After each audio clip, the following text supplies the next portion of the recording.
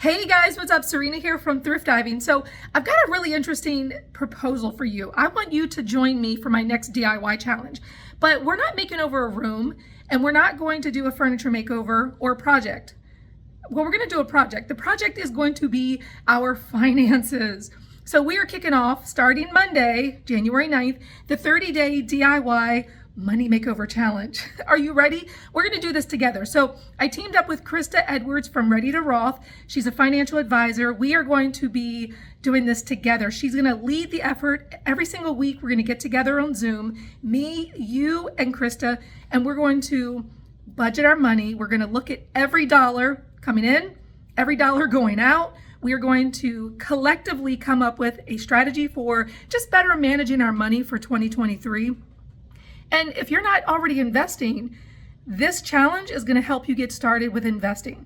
So if this is something that you've been wanting to do, take control of your money, spend less money, because right now we're going to be going through a recession, and actually take some of that money that you have that you might be spending on things that you don't need, like, I don't know, streaming platforms, and we're going to put it into ourselves. We're going to invest for ourselves, for our future. So anyway, without further ado, I'm going to turn this over to the conversation that I had with Krista. I want you to sign up for the challenge. We start on Monday, January 9th, and I can't wait for you to do it with us because we're going to be meeting every single week live on Zoom, and I would love to hang out with you and take control of our money together. So you can sign up at thriftdiving.com/money, or just find the link down below to sign up. But I really hope that you'll do this with me. I'm excited, and I think it's going to be a game changer for our finances, for our money, for our lives in 2023. Okay, let's jump into the interview right now. Welcome, Krista, to the Thrift Diving Podcast. So excited to have you back. We had talked about this in episode 85 that we were going to do a challenge, right? A money challenge with your followers, with my followers, my readers, viewers. And we're going to be doing the 30-day DIY money makeover challenge. And yes. I'm so excited about this. This is something that we've been talking about for like the last month, gearing up to start in January. And let's just talk about why we want to do this challenge. Like, why is this important to you? Why is it important for anyone who's listening to this, anyone who's watching this? Why do we want to do this challenge with you and with me? Yeah, I mean, I think that first off, we both kind of bonded over the fact that managing money is hard, especially when, you've got a lot of different stuff going on, lots of stuff you have to pay for. And the thing it really boils down to is even when we might have enough money to manage the lifestyle that we're in, we're not always super intentional about it. And I think that came up for both of us when we met. And especially coming off of, your birthday week and the holiday season. And we connected over, every time I leave the house, it feels like I'm spending at least $100. And I'm not planning for that. It feels uncomfortable. Like when I leave the house, it feels uncomfortable knowing that I'm going to shell out some money that I didn't even plan for. And it's going to be more than what I really want to spend. Yeah. Yeah. And I think the other thing for me too is just really trying to break down like my own money system right now. I'm moving, I'm trying to plan for some different expenses. And I think there's four, at least for me, like four main categories. When I sit down and I figure out those categories, it makes me feel just a lot more confident going into my month or my year or my day. And honestly, we just wanted to share that with everyone and hopefully help some folks out because January is the makeover type month to set yourself up. So no time like the present. And, usually with myself, my readers, my viewers, we usually do in January some sort of challenge. And it's always in regards to decorating a home, really decluttering, because that's the time when you just want to start the year fresh. But when you and I were talking, we were like, why don't we declutter our wallets? Exactly. And literally when I say when I think about decluttering the wallet, I literally have receipt after receipt after receipt in my wallet to the point where I can't even find the cash that I'm carrying. Like, do I have cash? I'm in the store doing this. I'm like, oh, heck, I just pull out the credit card.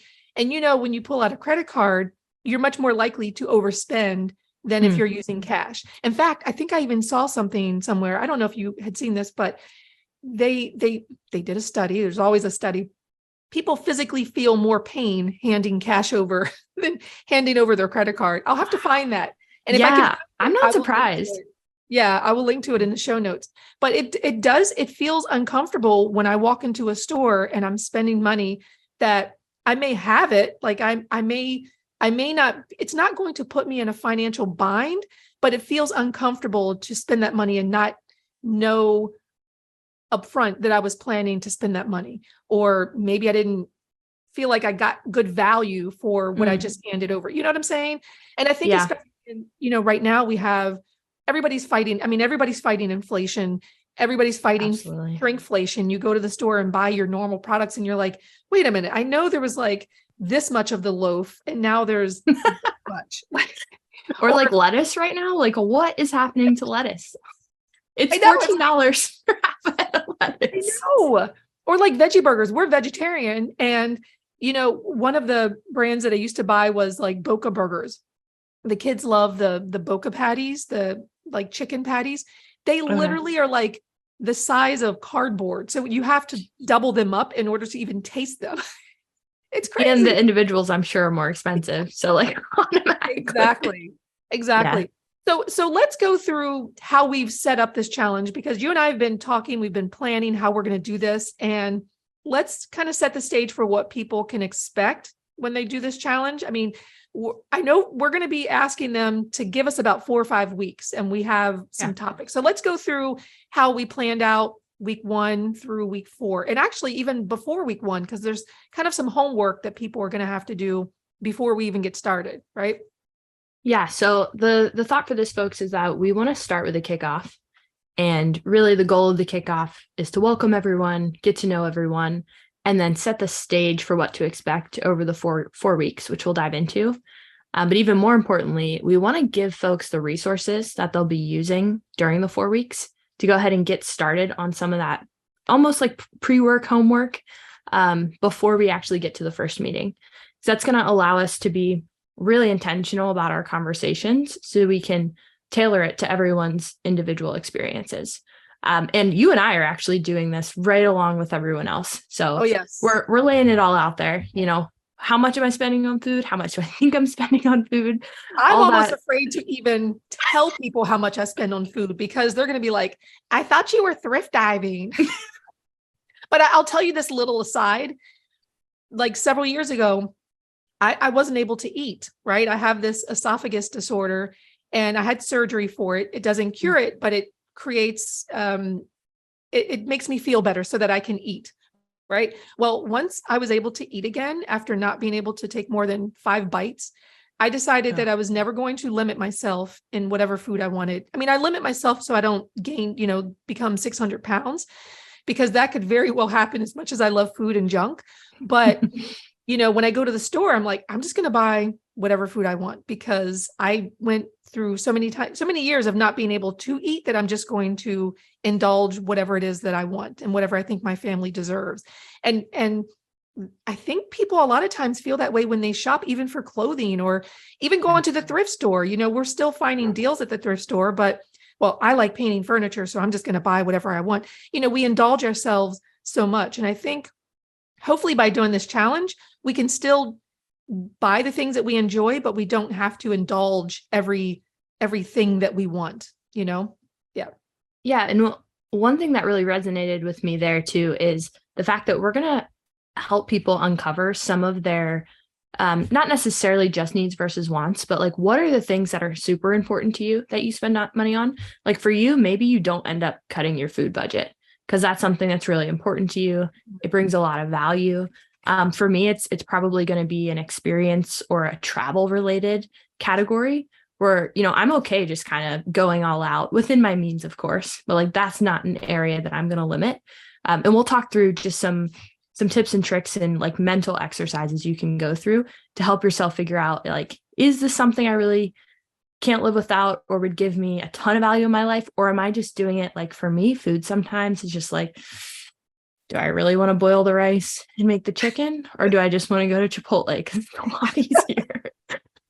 It's a lot easier, but it's a lot more expensive when you're buying for 5. Oh my gosh. Well, Okay, that's another huge factor.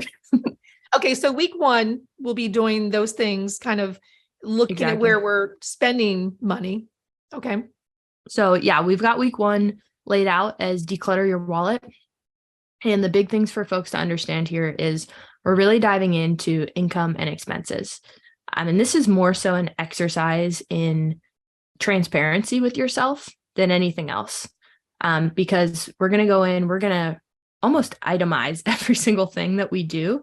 And we're going to do it on like a typical 30-day time period. I know a lot of folks are coming off of, well, everyone's coming off the holiday season, and that usually means spending more than you do in a different month. So we'll tackle that as well.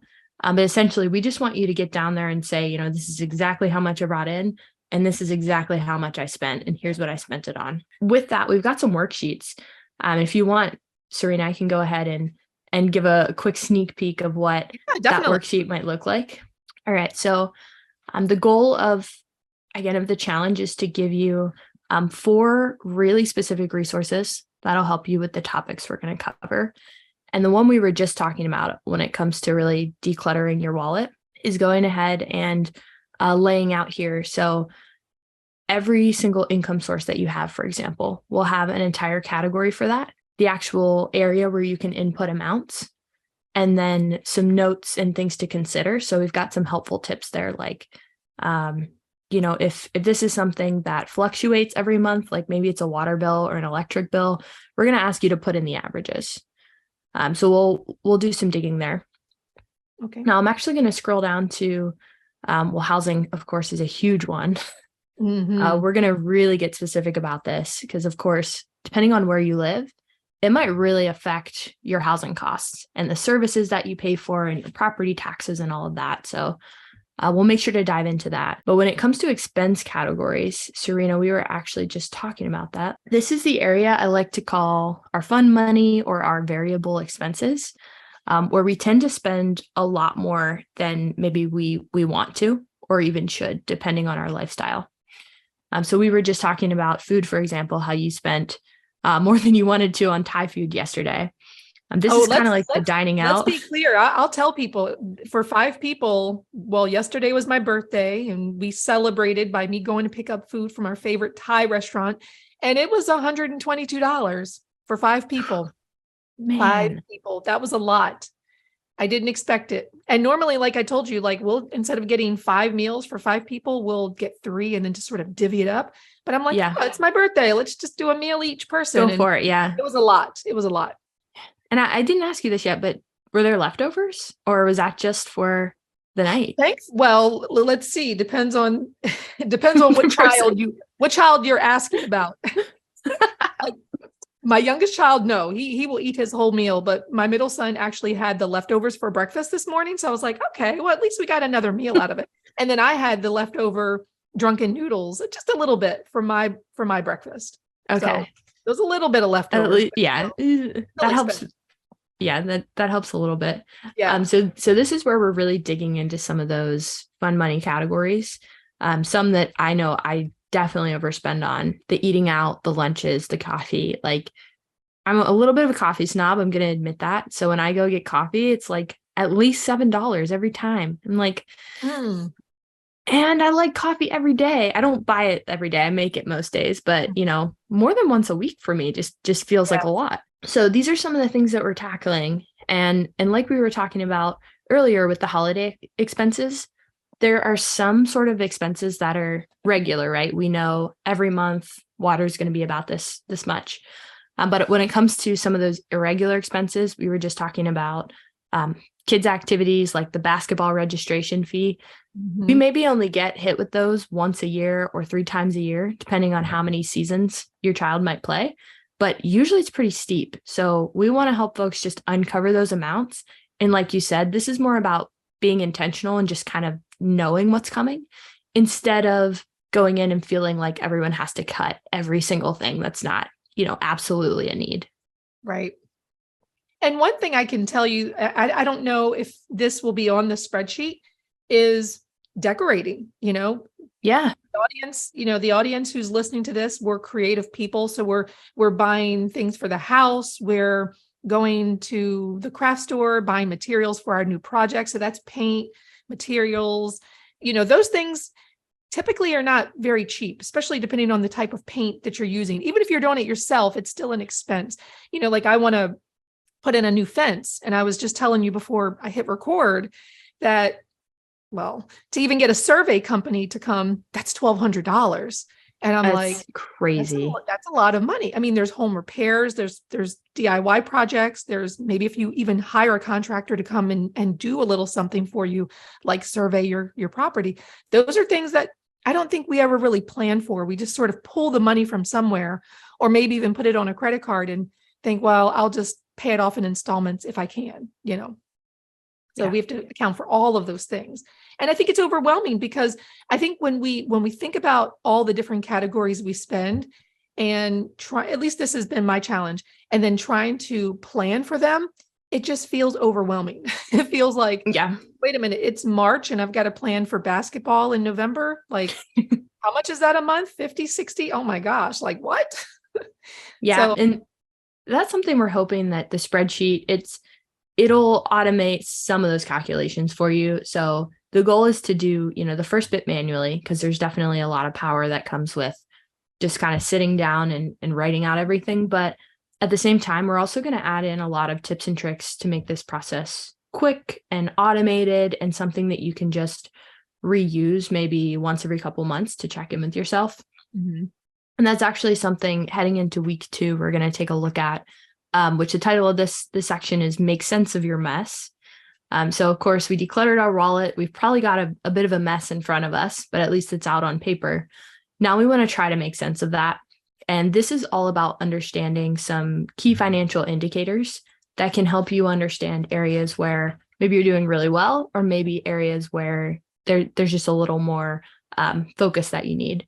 So we'll look at stuff like, net worth statements and how to increase those and ways to calculate them.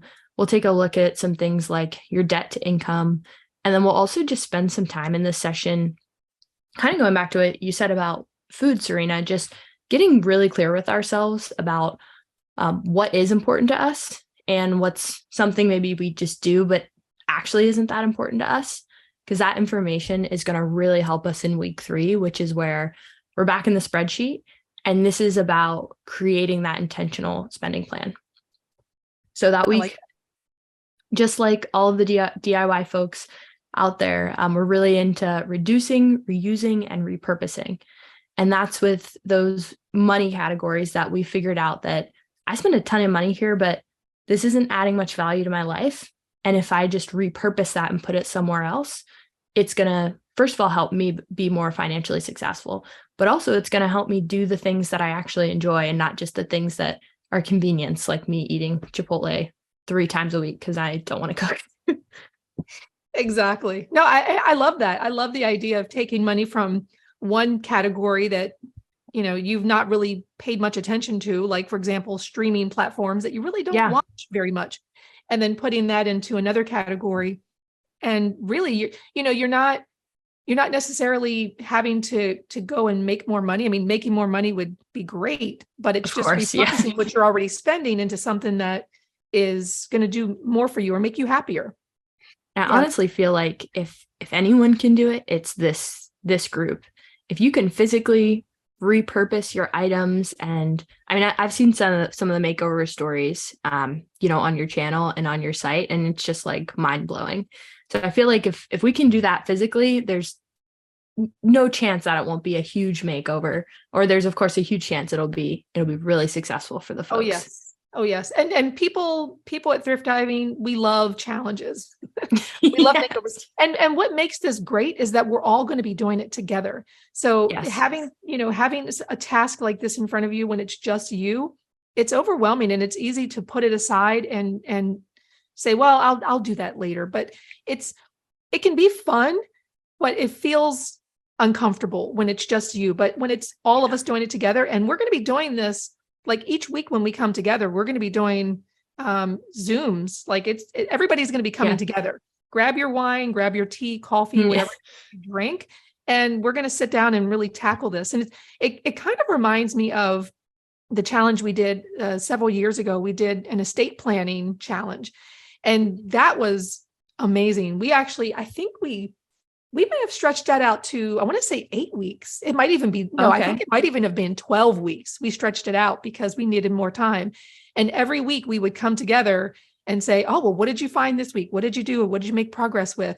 And we learn tips and tricks, even from just each other, on how to move forward and getting our estate plans done.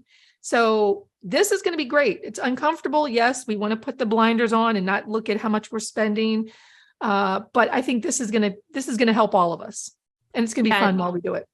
I absolutely agree with you. And I think that just the part of just sharing and like being open and then seeing how other people do it and how other people manage things. Like there are lots of times I'm talking to someone and they just give me a brilliant idea. Like, oh my gosh, like I never thought of that. I'm going to have to try to implement that. Like when you were talking about how what you've started to do when you go to buy something and you don't necessarily like really need it. Can you tell that story? Because that's yes. Awesome. So I've started doing this little trick. It doesn't happen all the time, but when I'm trying to be a little bit more strategic about where I'm spending my money, what I'll do is if I see something that I want and I really think I want it, but then I make the decision, I'm not going to buy it. Maybe I'm shopping online, I put it in my cart, or maybe I'm at the store and I put it in my cart physically, and then I put it back, or I just X out of the page and I don't buy it. Whatever money I would have spent, I go into my bank account and I will actually transfer it over to another fund and I will save that money. Let me tell you, I have done that with exercise clothes. Like I love buying workout clothes because I'm all about, running every day and trying to stay fit. So I've gotten into this habit of buying workout clothes. And so I'm like, Serena, do you really need another pair of leggings? Like you don't. You just put it in your cart. You really almost went to check out, but you didn't. So now you're going to take that money and put it into your savings account. And it feels empowering because you said no to something that was tempting you. And now it's in a separate account. So, I think part of what we're going to do too during this challenge is to figure out where to actually put that money that we're reusing or repurposing or pulling back from one category and putting it in. And I think that's where we get into week 4, right? Yeah, that's exactly right. So some of that, like you said, will be just recycling money or repurposing it into categories that would bring more value right now, right? So if you spend a lot on food and you want to do more things with your kids, we can talk about that.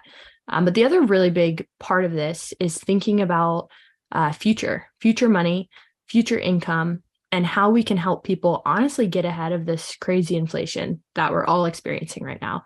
Mm-hmm. And really that boils down to investing in one way or another. The best way to grow your money over the long term is going to be investing. And what we want this session to really be focused on is educating folks on the different avenues that they have for investing, especially ones that they are probably already doing, but maybe just don't know how to take full advantage and really optimize it. And that's going to be things like your retirement investment accounts, your 401k that you have access to at work. Maybe you have something on the side that's just your own. So we're going to talk about that. We're going to talk about Roth IRAs, which if folks listen to previous episode we did together, you can know that I'm a huge Roth IRA nerd. So of course, we're going to touch on that and essentially just give people some tools to calculate how much do I even need to retire? So like, what's that goal? Everyone's like, oh my gosh, I got to save enough to retire. But most folks don't even know where to start with, like, how do I determine that number? That's true. So yeah, we're just going to give people the tools and the resources and even some follow-up steps to make sure that the money they have now is actually being put toward the future to help them grow and of course have a future income that makes sense for them. I love it. I'm excited about this. I am so excited. Yeah, we've put a lot of work into planning how we're going to do this and what's going to be most beneficial to people. And I think this is a 4-week challenge. We call it 30 days, but I think we've got some buffer time there in the beginning where we're going to be really just getting people signed up, getting them started on looking at their finances. I can't wait to sit down and dig into mine. I'm a little nervous about that part too, because I know I've spent a lot of money on things that I didn't need to spend money on.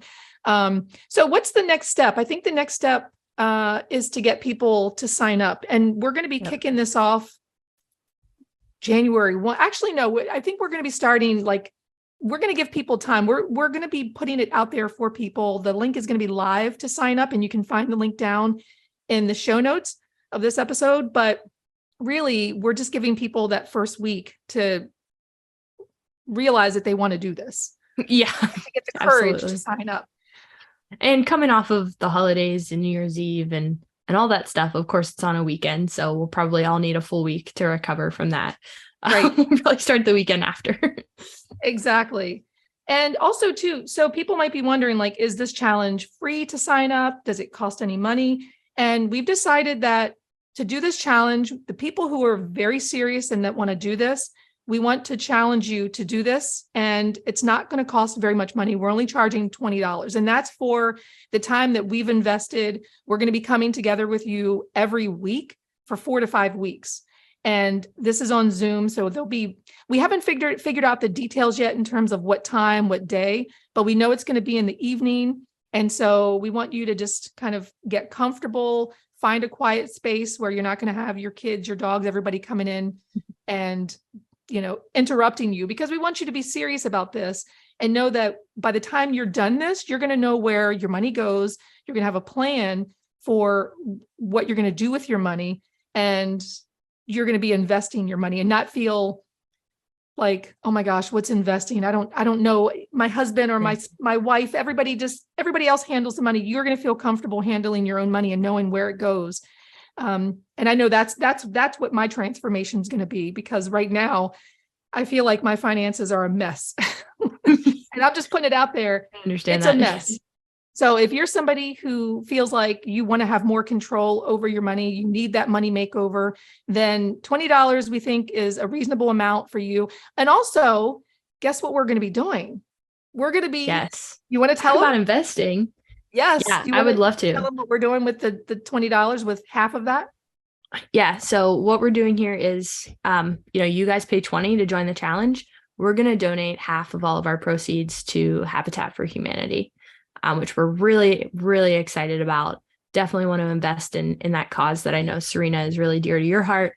And I have experience there as well. So not only will you be helping yourself, really clean up your own finances, but that money will be going toward a cause that I'm sure everyone that joins will be really familiar with and passionate about as well. Oh, yeah. And I can tell you that I am a Habitat for Humanity crew leader, which means for the last 3 years, I've been donating my time. I try to donate my time once a month to get out on the job sites. Right now here in the DC metro area, I think there's two homes that are being built right now. One is a complete rebuild, like one is a complete build from the ground up, and the other one was an existing home that they kind of outfitted. So what I do as a crew leader is I go on site, and because I've got experience with using tools, carpentry, whenever there are volunteers that come on site, sometimes they don't have any experience. And so they're coming in as sometimes newbies who've never even touched a power tool. So my job as a crew leader is to make sure. That'd be Well, then if you ever come to this area and you want to donate your time, come there, because I'll teach you how to use some power tools. But we will oversee the volunteers that come to the job site to make sure that they're safe. They know what they're doing. The construction manager has given me clear instructions on what I'm supposed to be overseeing. And then there's times when I come onto a job site with Habitat and they don't have any volunteers. Like the crew leaders are the ones that are doing the work, which I think I love the most because I love doing the work. And in fact, we just 2 days ago or 3 days ago on Saturday, I donated my time and we put up a fence. We put up not the entire fence, but we set some posts and did some fence. So I love the mission of Habitat with helping people get into affordable housing. And it's usually, I don't want to say, well, usually it's a single mom that's got multiple kids who are living in unsafe conditions. And so they apply. And if they're accepted, then they get this house at a 0% financing. So Habitat doesn't give them the house. They actually get a 0% financing on their loan. And what I really like that Habitat does, they don't just put people into the home. They actually will give them education on managing their money. They will give them education on how to make simple repairs. So they're putting a person into a home, but they're giving them all the information that they need to be successful. So That's that they're awesome. not, so that they're not just getting in there and then they get themselves into financial troubles and then they lose the house. Like that's not the goal. And from what I understand, this habitat for the DC metro area has been very successful with getting people into their homes, and they're keeping their homes. They're being responsible. So Krista and I, we're very dedicated with making sure that not only are you getting value out of this, but the money that we're raising, half of that is going to go to a good cause. So it's just $20, and we cannot wait for you to join this challenge and get started. So we're so excited to meet you all. Yes. And just coming together every single week and making change, transforming lives, and transforming my money too, because Lord knows I need it. So if you want to do this challenge, be sure to go down to the show notes, look for the sign up link. I believe the link will be, I won't even tell you what the URL is, because we're just putting all those details together, and we're going to do that over the holidays, but the link will be down below and in the show notes. And if you're watching this on YouTube, you'll find it down in the description and in the comments. And really excited to work with you, Serena, on this too. So yes. And where can people find you? Where can people find you? Oh yeah. You guys can find me on Instagram and TikTok at Ready to Roth. You can also find me online at just www.readytoroth.com. Okay, so there you have it, my interview with Krista Edwards from Ready to Roth. I really hope that you would join us for this challenge. I think when we do something together, we're going to have accountability, right? So we're going to be able to meet our financial goals and hopefully just save more of our money and invest this money and just be more intentional about where our money goes, because I know I need it. I spend way too much money, especially on food. Anyway, I hope that you will join us. Go down below, thriftdiving.com/money to join the challenge, or just find the link down below in the comments. And you can also find it in the description of this video. All right, I will see you next video. I'll see you on Monday for the challenge.